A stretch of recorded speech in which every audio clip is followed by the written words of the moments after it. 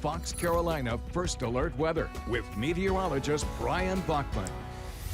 5:16 now. A good Monday morning to you, everybody, after what was a very active Sunday afternoon and last night, especially. Tammy Cox getting this video. Take a look at this lightning out of the Piedmont area as those severe thunderstorms rolled through yesterday. This just one storm of several that barreled across the area, really left a large swath of damage reports across the upstate and northeastern Georgia.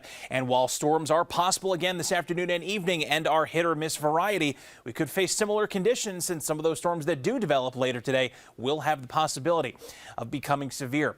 We see here on satellite and radar, though, hey, we're getting a break right now. That's the most important thing to start the day here. Mostly cloudy skies are still in place, but barring maybe some spotty drizzle trying to develop here and there, no active storms for the time being. We are watching this little cluster moving through portions of southeast Tennessee. Looks like a couple of these downpours, if they hold together, will roll over the mountains in the next 2 to 3 hours. Not severe storms, but they could pack a stray rumble of thunder early today.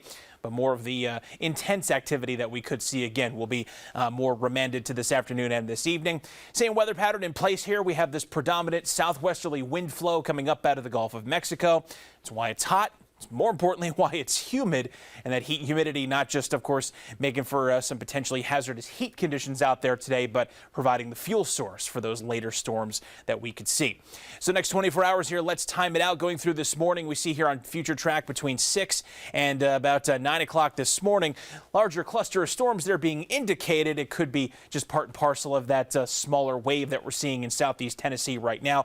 Either way, it just illustrates that a downpour or two not out of the question in the mountains in particular through about mid-morning or so. Just about everybody else, excuse me, will stay dry all the way through about lunchtime. It's this afternoon when, just like the last few afternoons and evenings, hit or miss showers or storms. Not a guarantee for everybody by any stretch, but nonetheless, a few hit or miss storms developing 3 o'clock. Mountains, some parts of the upstate by that time, and then generally kind of holding in a similar pattern of those storms through about 6 to 9 p.m. or so. Activity quiets down again overnight.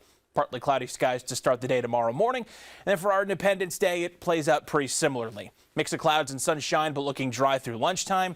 Hit or miss downpours, a few thunderstorms coming up in the afternoon and into the early evening hours. I do think we're going to be okay for fireworks time, but depending on the exact timing of the storms, it wouldn't be out of the question to have a downpour linger into the evening, and then we will do this all over again on Wednesday. One thing to note, storms like the last couple of afternoons that do develop could be severe. Risk is greatest from about Hendersonville and through most of the upstate, but can't rule out at least an isolated severe storm, maybe with some damaging winds and some hail really throughout the region today.